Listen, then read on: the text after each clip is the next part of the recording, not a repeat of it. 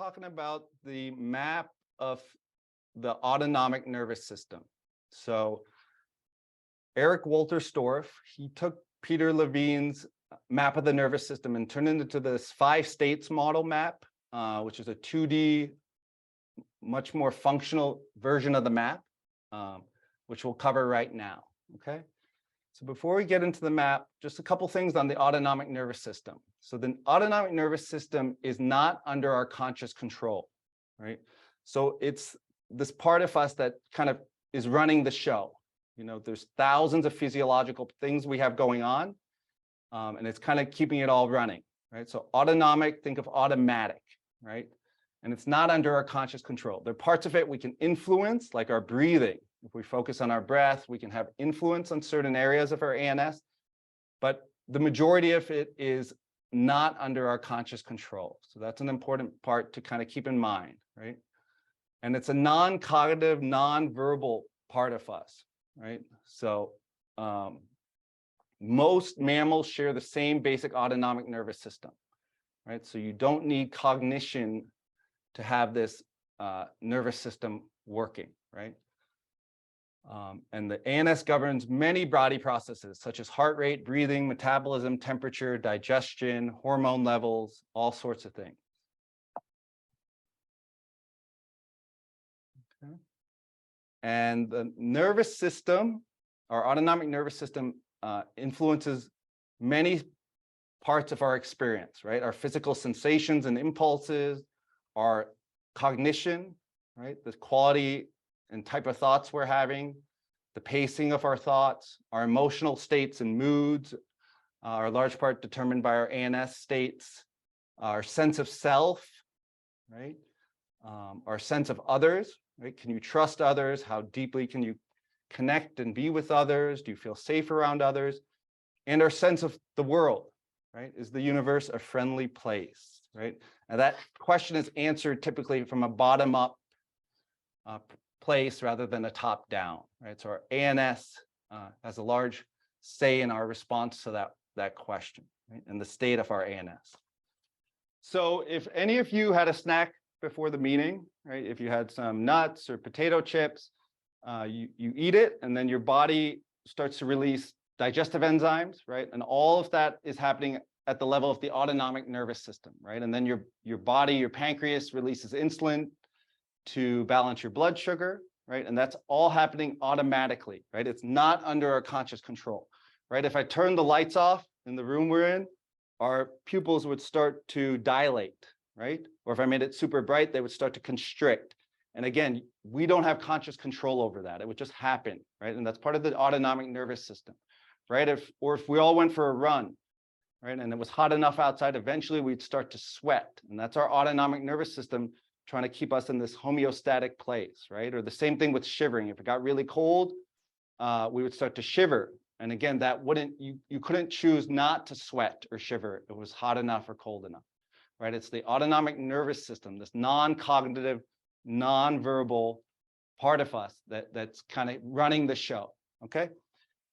So this is a key point that I wrote up here. ANS is not under our conscious control, okay? And that's a good thing because it helps keep everything functioning, right? If we had to think about the thousands of things our body is doing, that's kind of all we would do, and we wouldn't be able to do anything else, right? So it's running the show. It's keeping all these thousands of things going and functioning, okay?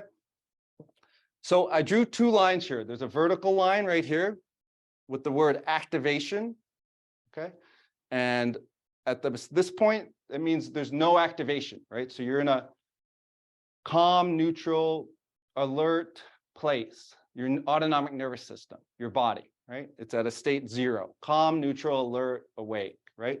As we move up on this line, the body and the nervous system gets more and more activated, right? So down here, it's mildly activated. Way up here, it's peak activation, maximum activation. That means the autonomic nervous system is at its most level of activation, right? So right now, the door opened, right? We would all kind of orient towards the door.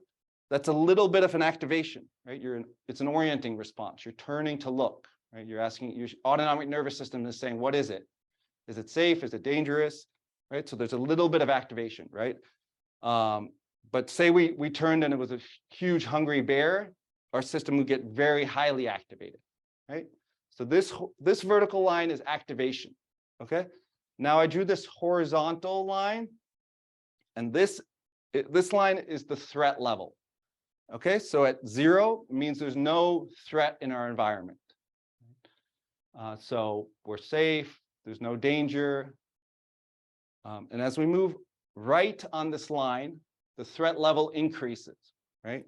So way over here would be a severe threat, like a lion a foot away from us that's chasing us, hasn't had food in days, right? So significant severe threat, no threat, okay? So let's use an example. So let's say you're walking home from work one day, right? Just your normal route, and it's winter time, so it gets dark a little early. You're walking down a street to your apartment, and you kind of hear footsteps behind you, right? Your system might get a little bit, start to perceive maybe there's danger behind me, right? And in response to that, it activates a little to deal with the threat, okay?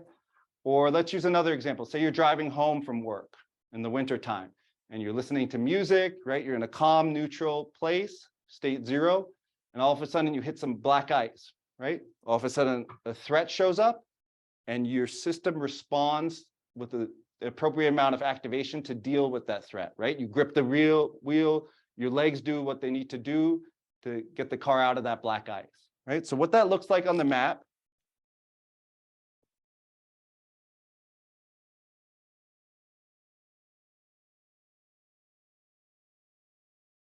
Okay, so I'm going to use for this example, to represent our autonomic nervous system, I want you to imagine this black dot is a weighted marble. Okay, so it's a weighted marble, so it's got weight to it. So it wants to move downwards. So let's say you're driving home, you're in a calm, neutral place, state 0, the ventral vagal place in the nervous system, and then you hit the black ice, right? So a threat shows up, and your body activates to deal with the threat, right? So you get tension, adrenaline, you get focused, your vision, and let's say you get out of the ice and you make it home and you're safe and sound, right? So what happens? There's no more threat, right? Because you made it out, you're safe, you're in a comfortable place. So your body says, oh, we don't have to stay at this level of activation because it's biologically taxing to stay up here, and there's no threat. So the marble comes back down to state 0. So gradually returns to a calm, neutral place once there's no more threat and you're safe, okay? So another example, just to give more examples, is say you probably had the experience, you're walking down the street, talking on the phone, and you hit the curb, right? So you're walking and talking in state 0, and you hit the curb with your foot or something, and you're about to fall. So a threat shows up of getting hurt, and your body activates to deal with the threat in the same way, right? And it tenses up your calf, your hamstrings, certain muscles so you don't fall on your face, right? If you had to consciously say, left hamstring, tighten up 67%, right calf, do this, right? You would fall every time, right? But the autonomic nervous system, which is not under your conscious control, responds to deal with the threat, right? So it's an adaptive response to deal with the threat, okay? So you don't fall, you collect yourself, and then you calm back down, right? Your system returns to state 0. So that marble returns to state 0. Okay, so now I'm going to switch the example. So let's say you live in New York City, right? And every couple months, you say, I got to get out of the city, and you go camping, right? You've been doing this for years. You find a place in the Adirondacks, and you set up a little tent for the weekend, and you just read books and have a good time and kind of de-stress. So it's that time of year. You go to your campsite, you set up your tent, you're reading a nice book you enjoy. You're in state 0, calm, neutral, alert. You're just enjoying a book in your tent, right? Let's say after a couple hours, you're reading and you hear really loud noise outside, right?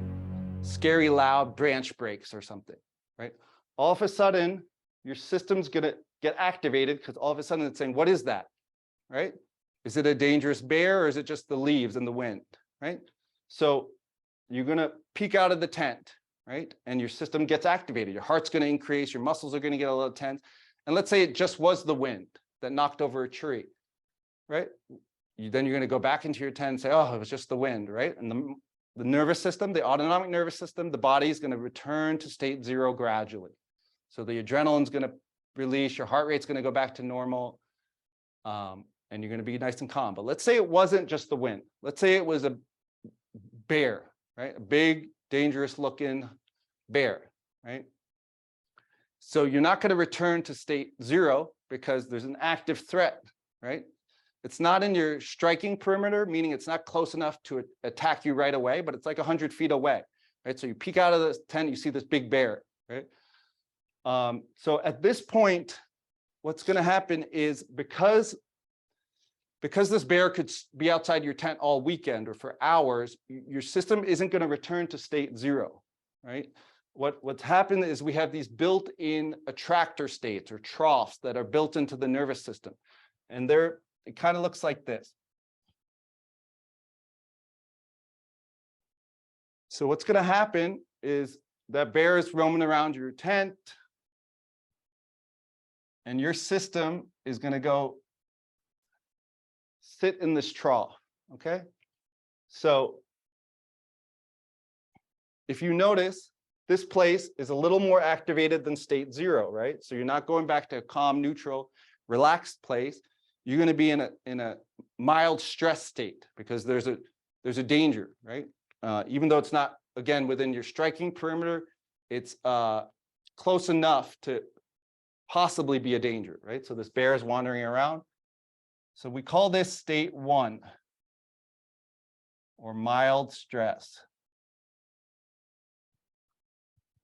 Okay, so state 1, mild stress. And your system can stay here for a lifetime, right? If it perceives the threat, just like the bear could be out there all weekend, just wandering about. Your system's never going to return to state 0 because it's not going to feel safe enough to do that, right? And state 1 is an adaptive state.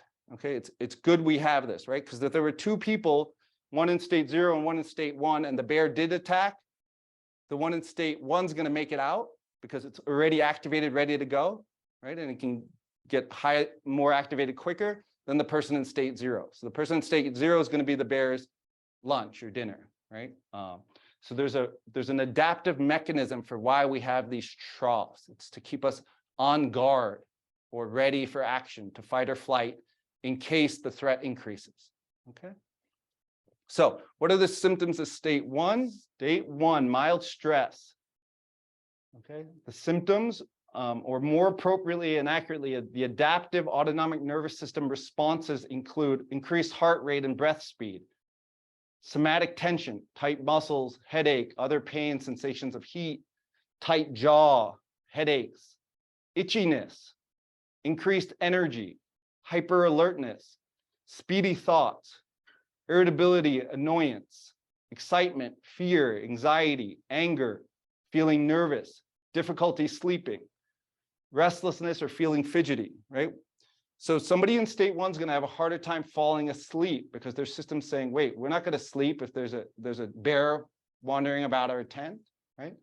So these symptoms or adaptive responses are part of state 1, right? And somebody can have some of them, a lot of them, but they were at the key thing about this is at one point there were adaptive responses to a threat, right? So they made sense at some point.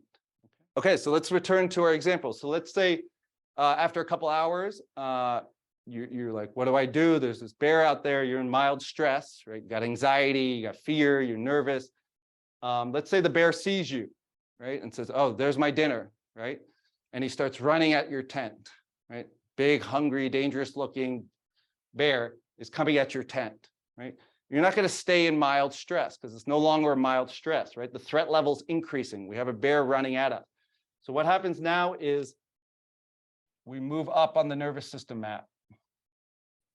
Okay, the body, the autonomic nervous system responds to the threat by going to a higher state of activation, right? You see how this is much higher? So in a moment, we would decide, are we going to fight or flight, right? And again, this isn't a top-down thought process. Your nervous system is going to say fight or flight, and it's going to have a response, right? And it's going to activate. So let's say this example, we see the bear and we're like, oh my gosh, that's a huge bear. And we just run to our pickup truck, right? So now our nervous system moves from mild stress up to state 2, which we call high stress. So this is all out fight or flight. And in this case, flight. So we're running for our life, literally, right? So state 2, high stress, okay? So this is all out fight or flight, right? So we're running to our pickup truck for our lives, right? So everything's working at optimal maximum performance, right? So instead of anger, we have rage. Instead of fear, we have terror, right? Instead of nervousness, we have panic, right? Instead of moderate tension, we have severe muscle tensions, right? Our breathing, our heart rate goes even higher, right? So it's state 1 on steroids, right? So it's maximum activation, high stress, okay?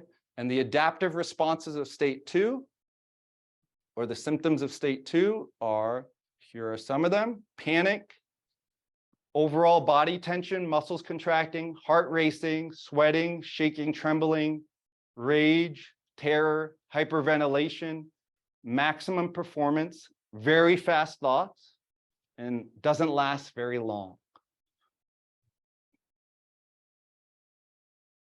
Okay, so when you go into high stress, notice how state 1 is this trough that the marble can just sit in. The autonomic nervous system can just sit there, right? If I had a 3-dimensional version of this map and I put a marble there, it would just sit. It could just sit in state 1. It could sit in state 0 forever, right? But state 2 is a semi-stable state. The marble can't sit there. The reason is it's because it's such a highly activated state, the body runs out of biological energy, right? So it can't last long. So it stays there for minutes at the most. Okay. So let's say you're running all out to your pickup truck, right? And you get to your truck, you go to open the door and you realize, oh no, I left my keys in the tent, right? So you do a little loop-de-loop and you run back to your tent and the bear's still chasing you, but now you go to your tent and the bear's coming in through the front, right? So all of a sudden, there's no active way to escape. Right, you're in the tent, the bear's coming in, right? So at some point, you're going to hit, if the threat continues and it increases, you're going to hit overwhelm, right? So your active defensive responses didn't work, right? So at some point, you're going to hit overwhelm. Okay. And so say you're in the tent and now the bear's coming and there's no way to escape, right? Your system is going to have a massive parasympathetic response. So up until now, this is the sympathetic nervous system, right? It's the gas pedal, right? So there's a threat, we're engaging the gas to deal with the threat, the accelerator pedal, right? That's why I used a red marker, because this is stress, right? At the point of overwhelm, our parasympathetic nervous system kicks in, right? It's the gas pedal, right? So a way to think about it is, think about a car that has the gas all the way down and the brake. It's just sitting there, but it's revving, right? Or imagine a heavy wool blanket that just goes over somebody in state 2, right? So you're in the tent, you realize, oh no, there's no way out. This bear is coming in through the front, and your body engages a massive parasympathetic response, and it's like a heavy wool blanket that just goes over state 2, right? And it looks like this on the map.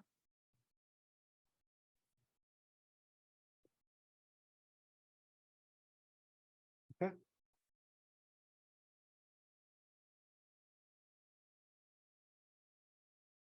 So another metaphor is a spring. So state 0, as you move up the map to state 2, imagine the spring is just going up and down, up and down, up and down. You hit overwhelm, your system's like, I'm not going to make it. Boom, this big blanket covers the spring, right? So it's a tight, bound up spring ready to explode, but it's covered by this heavy wool blanket, right? So what happens is you play dead, right? You collapse. Your system goes into state 3, which is called moderate trauma. State 3.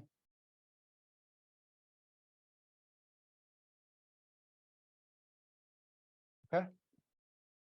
So you collapse. You appear dead to the bear. Okay. So why do mammalian nervous systems have the state 3 in it? Right. So in nature, for aggression to continue, you need resistance. Right. So without the resistance, it's harder for an animal to kill its prey and then eat its prey.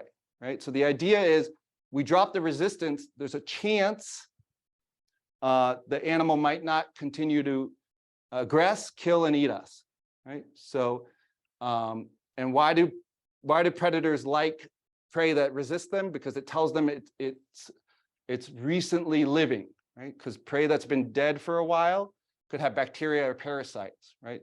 So they don't want to eat that because that would jeopardize their life, right? So they want prey that resists. So the idea is we drop the resistance, maybe the predator will stop aggressing and continue. So it's a last-ditch effort. The body is saying, I tried everything. Let me try this last-ditch thing of collapsing as a way to deal with this threat. Okay, so it goes into state 3. Okay, so let's say you're in the tent, you're lying there, this bear is coming in, you're collapsed, you're in this moderate trauma response, right? What are the symptoms you're going to have in state 3?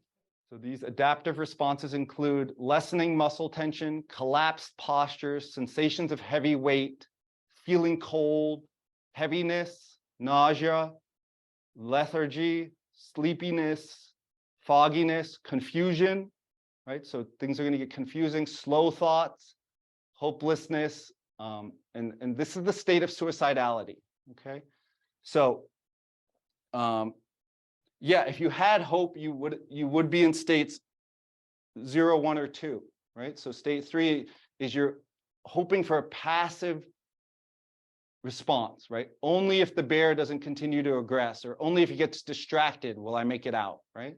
So it's a passive response, right? You're only if only this thing happens, right? Your body gets really heavy, right? Fogginess, confusion, right? Because imagine this blanket just sitting on this spring, this loaded spring, right? And keeping you down as a way to keep you alive, right? So a key thing with state 3, moderate trauma, is state 1 and 2 symptoms either alternate with these or occur simultaneously, right? So remember, the brake and the pedal, the gas pedal and the brake are pressed, right? So you can have state 1 and 2 running, right? Just in case the bear gets distracted, the brake pedal can lift off and you can bail out of there, right? So there's a reason it's a dual activated state, right? So this is when people report anxiety and depression, right? And suicidality tends to show up in state 3 because it's hopeless, right? I might as well kill myself, right? Right? And those are cognitive processes that are coming up from these bottom-up states from the nervous system, okay? So state 3 moderate trauma is a dual activated state. So imagine the wool blanket over the spring, right? The spring that was going crazy at one point that just condenses, right? Okay, so state 3 moderate trauma. So we're in the tent, we're in state 3, right? And let's say now his whole family comes in, 6 other bears walk in, right? So now there's no chance that he's going to get distracted or the whole family's going to get distracted, right? So what happens at this point, once our system says, oh, there's no solution, right? So now even this passive solution of playing dead or being in a complete collapse, dorsal vagal response isn't working. So there's no hope, right? So what happens now is our ANS, our body,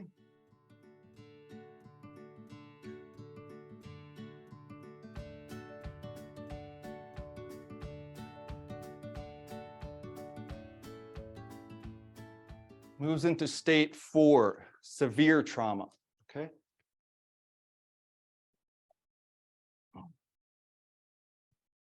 Okay, so what happens at this point is once his whole family of bears come in and our system says there's no hope, right? There's no solution. That's the key. There's no solution here. Even if 1 or 2 bears get distracted, I'm still dinner, right? So at this point, the parasympathetic engages even more, and it does this by releasing endorphins, right? So once you hit overwhelm, your body starts to flood your system with natural endogenous opiates, right? And these are the painkillers, right? So that's what kind of gives you that numb feeling, right? From state 3 to state 4, the floodgates open. So you just get this rush of opiate numbing, right? So it's nature's last gift. If you're going to die, you're not going to feel anything, right? So the bear could be eating your foot and you wouldn't be feeling it because it's your system's flooding your system with these dissociative pain blocking opiates, right?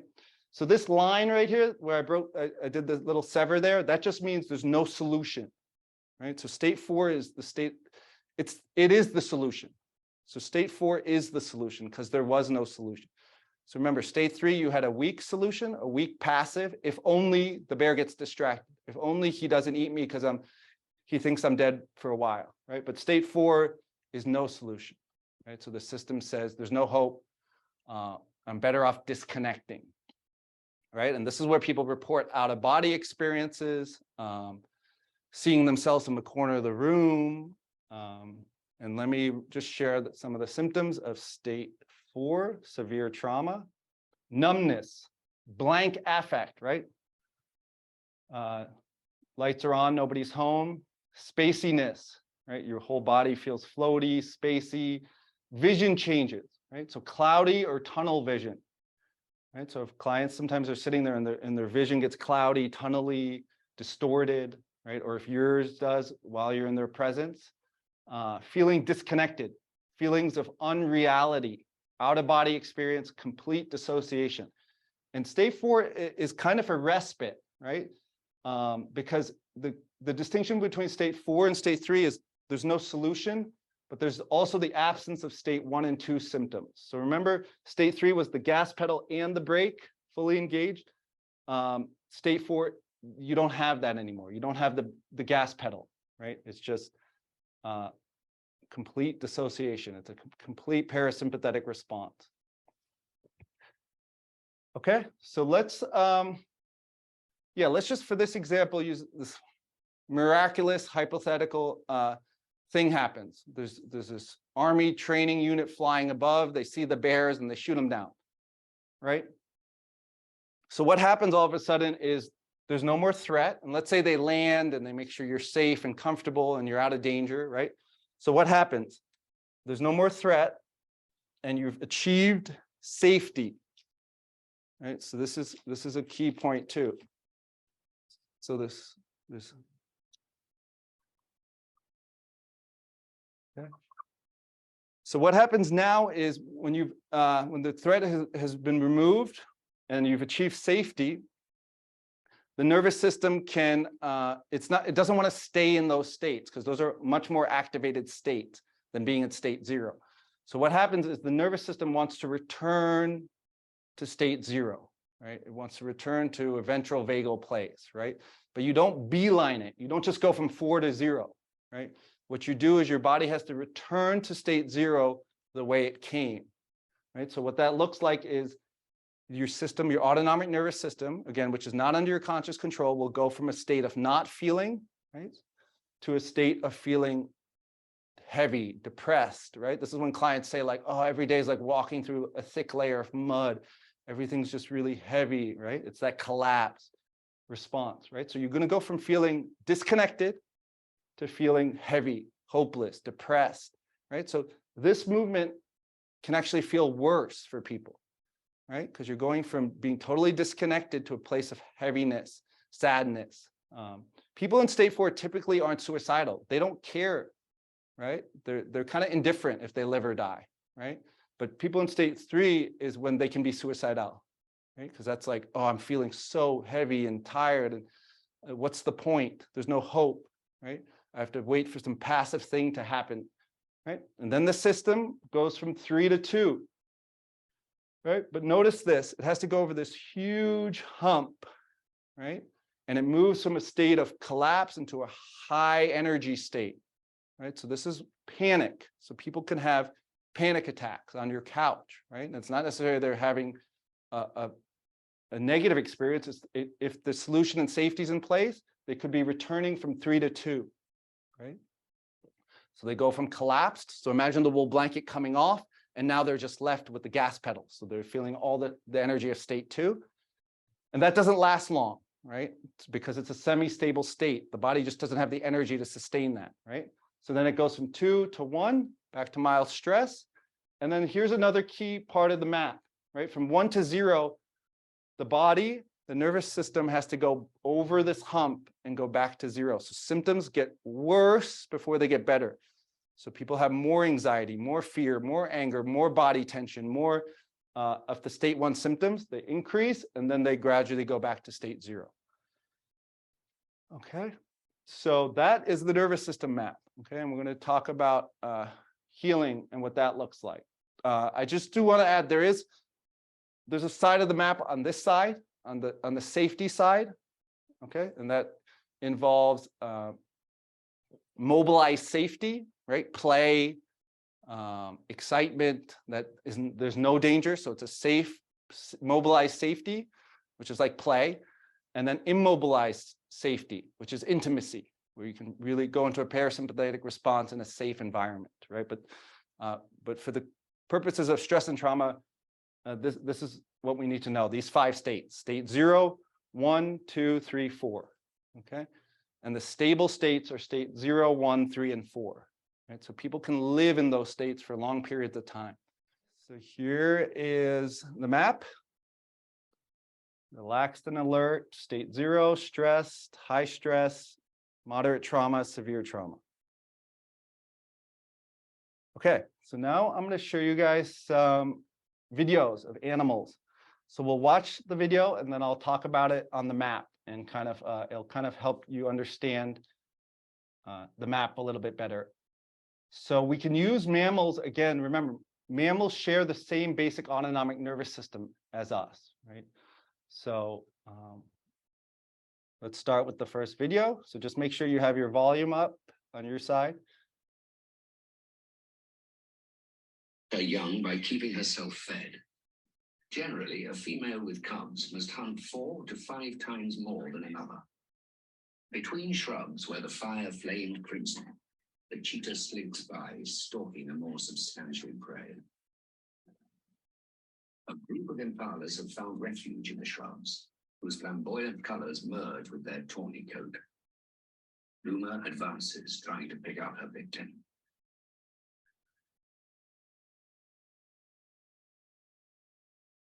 Last, she dashes forward.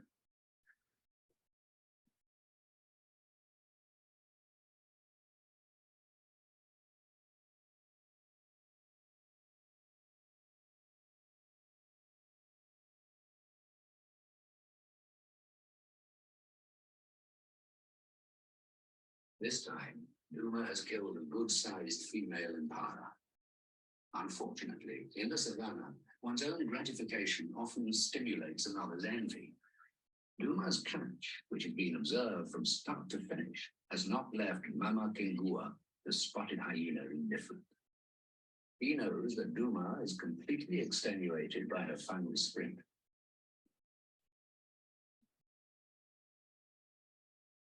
Yet, things may not finish as we thought they would. Sometimes the weak are capable of cunning dissimulation.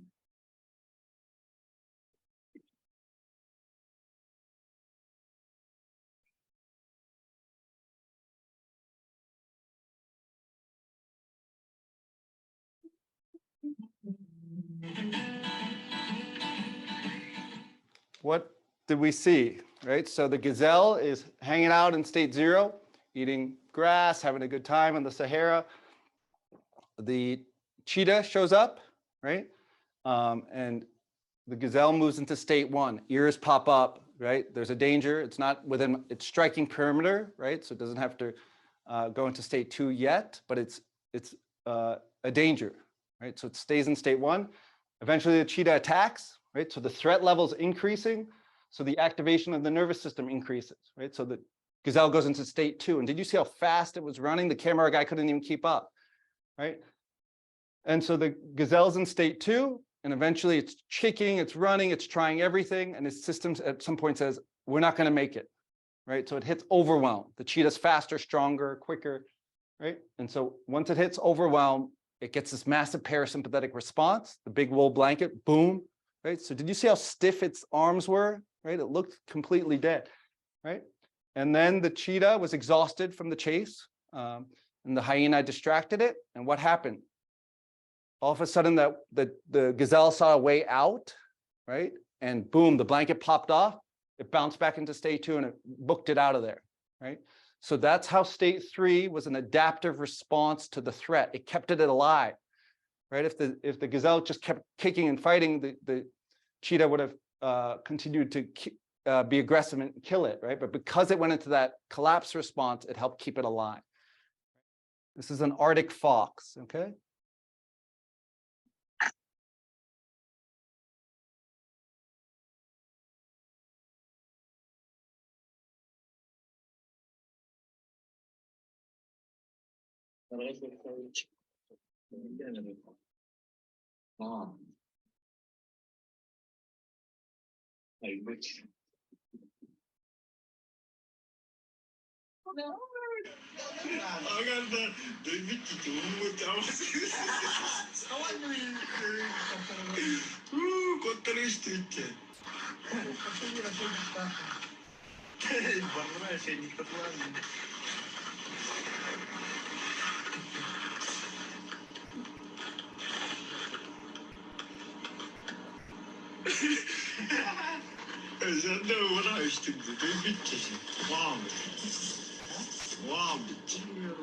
Yeah, notice how it reconnects with its tribe, right? Okay, so what happened there?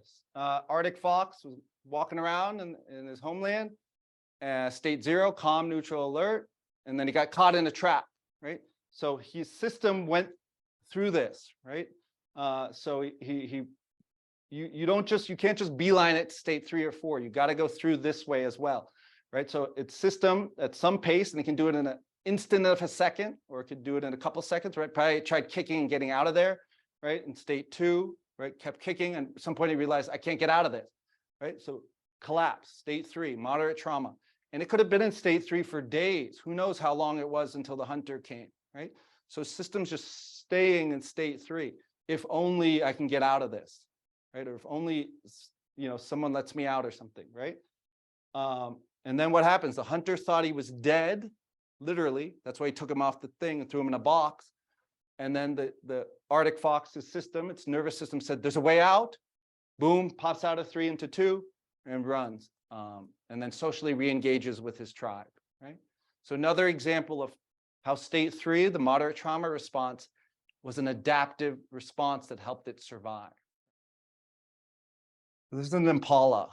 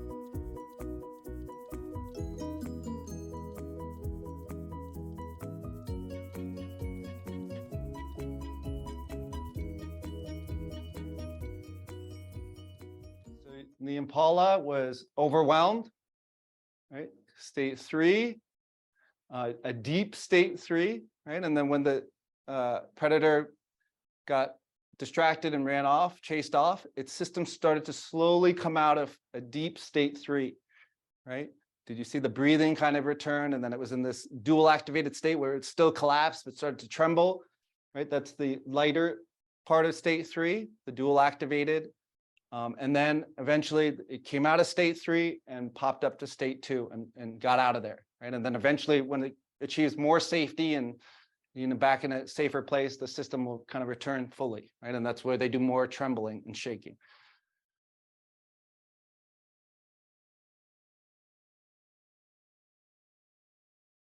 This tactic is of little use, especially since the opossum can't run fast enough to hide very far away.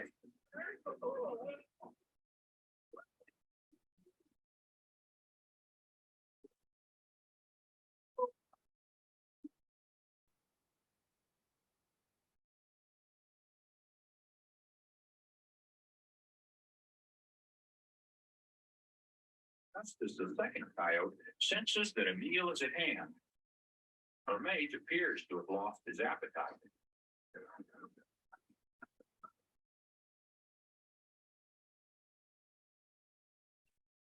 Most predators need the stimulation of resistance to incite them to kill, and the act of killing to induce them to eat. An inert body inspires little interest.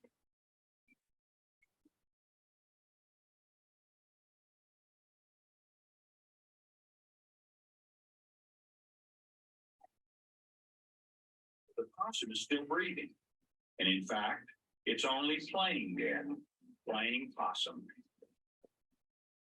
Waiting time until the threat of danger is past. It's not just consciously putting on a good act, however. It actually goes into a state similar to shock, a condition known as thanatosis.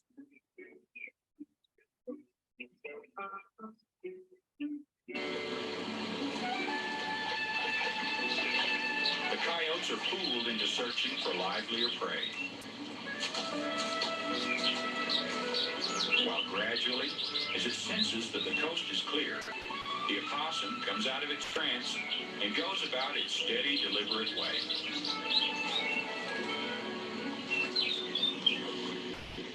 So there we saw state 4. Okay, so the possum is hanging out, the fox comes, attacks it, and there's a key thing here to notice. So did you notice how quickly the possum got overwhelmed? So remember the gazelle and how it ran for a while in state 2, right? But the possum was quickly overwhelmed. So it just fought a little bit and then boom, went into state 3, right? So this is an example of the difference between, typically, between children and adults, right? As adults, we're more like the gazelle. We're stronger, we can leave, we can fight back, we can ask for help, right? Children can't do a lot of that, right? They can't leave family, right? So they're more like the possum. They get overwhelmed easier and go into states 3 and 4, especially if the threat's coming within the family, right? Because there's nowhere to run, and typically they're much smaller, so they can't fight back. So that's just an example of the difference, and that depends on your ability. There's a term called motility, and that's the ability to conceive of possible solutions, right? So adults have more motility generally. They can conceive of ways out easier than children, right? So they asked a bunch of 4-year-olds why the sun comes up in the morning, and a typical response was so dad can go to work, right? So the child's consciousness is very different. Their ability to conceive of possible solutions to threats is much smaller than adults. So they get overwhelmed much more easier, like the possum, right? So the possum was in state 3, then the second fox showed up and the system's like, oh, I'm done, right? And it goes into state 4, right? Complete dissociation, right? It looked dead, it was just lying there. And then the foxes didn't eat it because it looked dead, and they didn't know if it was dead for an hour or days, right? And then once they disappeared, his system started to move out of 4 into 3. And then you saw it kind of moving so slowly. He was still in state 3, right? When he was walking away, but it was that slow movement, right? And then once he gets deeper into safety and more out of danger, his system will go over that big hump, back to 1, and then over 1 to 0, right? But state 4 showed up there. It's that complete dissociation, right? And then his system moved back into 3, and that's when he was walking really slowly and kind of seeking more safety. Okay, this is a polar bear. We're going for that one. Oh, yeah, another big bear. Another HCC, or do you think, Dennis?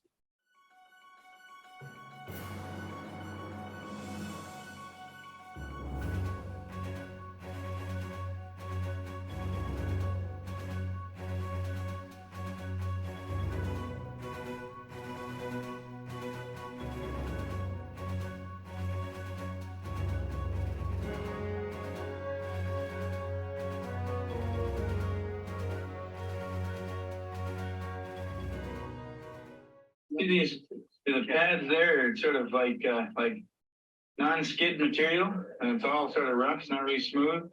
It helps them get better traction on the ice. That's right, that's almost like sandpaper. And then of course big claws for ripping, breaking into seal layers. But he hasn't started to really chip his teeth.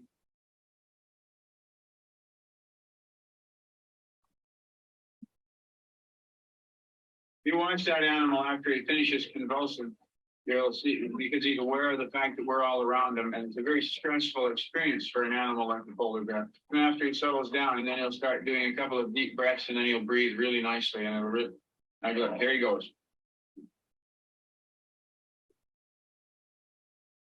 See how he's breathing in now? He thinks over, even though it looks a little unpleasant, working like that. It lets off all that stress, and he then is able to relax and sleep the thing off.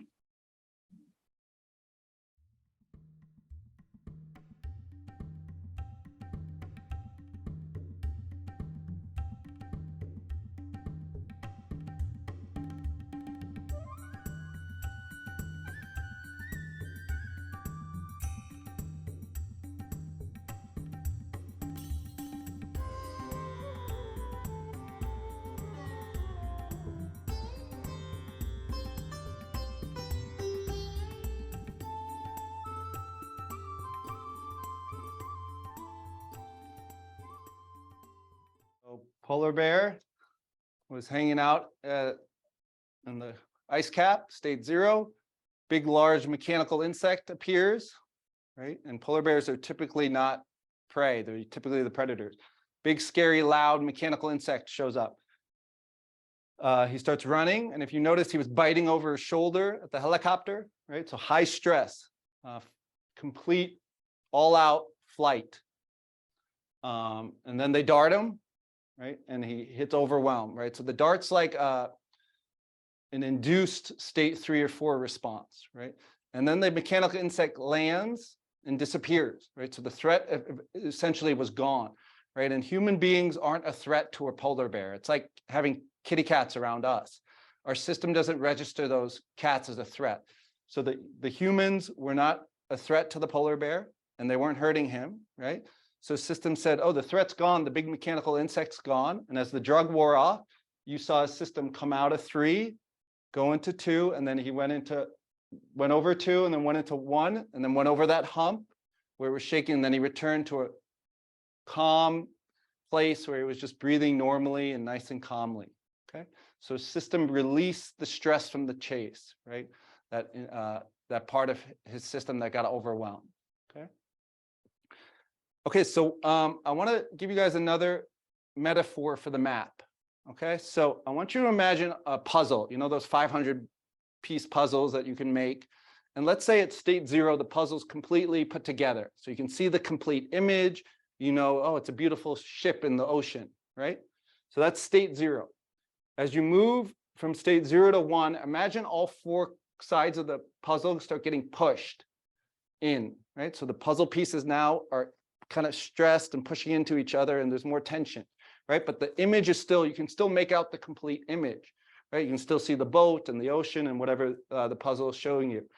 Then we move into state 2, high stress. So now imagine a lot more pressure on the sides of the puzzle. So the pieces now are kind of pushing on the brim.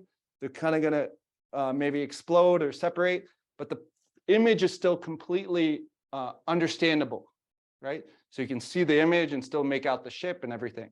So there's still congruence. Once you hit overwhelm, I want you to imagine the puzzle pieces splitting off, right? Fragmenting. So that's when the psyche fragments, right? So all of a sudden, the image isn't clear, right? The memory isn't clear anymore, right? So people have fragments of memories at this point, right? And the opiate system can block some parts of the memories from solidifying completely, right? So the puzzle image kind of splits up more and more as you go deeper into trauma responses, right?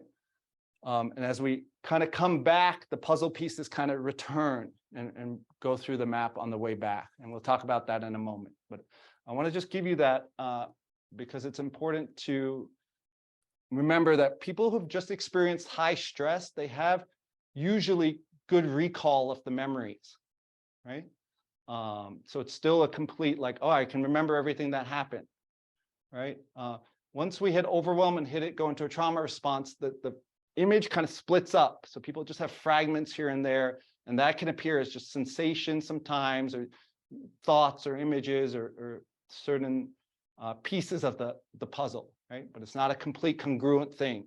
Okay. This is just showing the way back, right? We got to come back the way we went, right? And if we only went into a state 3, as some of the animals do, then we just return from state 3, right? If we just had a high stress response or a mild stress response to something, we just return from that state, right? So if you had a minor fender bender that was a little bit stressful, but there was no overwhelm, there wasn't high stress, your system's going to just have a state 1 place in it that is going to return from 1 to 0, right? So you don't necessarily have to go all the way to 4.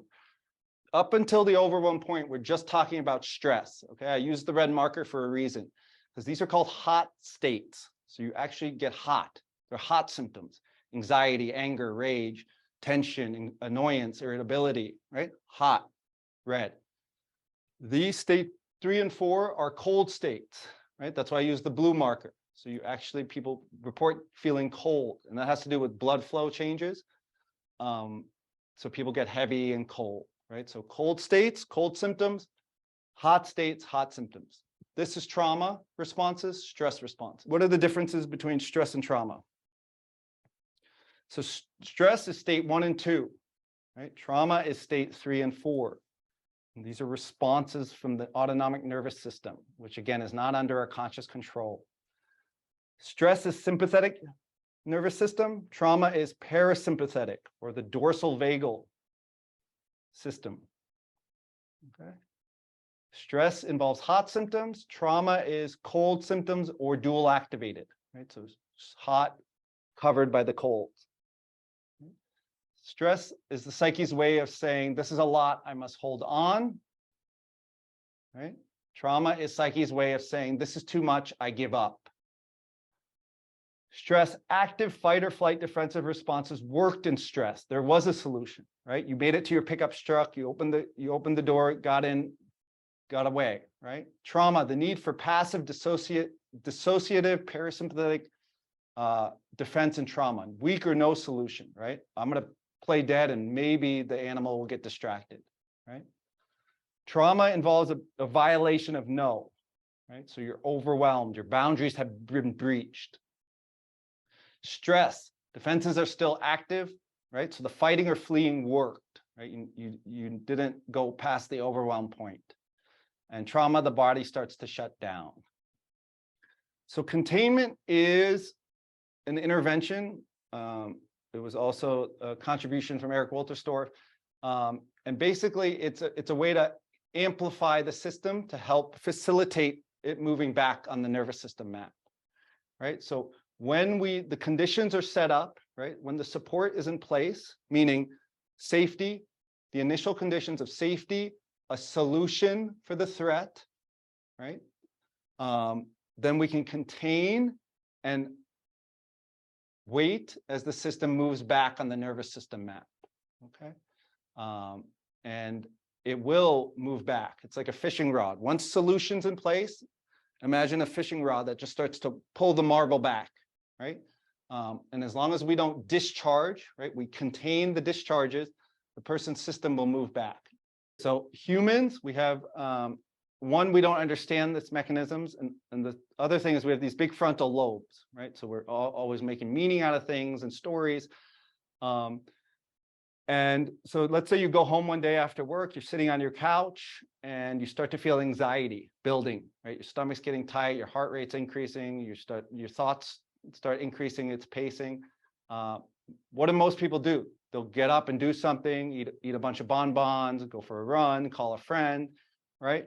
So we interrupt the process that's starting to happen, right? And it's precisely, and it's counterintuitive, but it's precisely because we're safe and in a calm place that the nervous system is saying, okay, let's release the stress that's sitting in state one, right? So we start to get activated.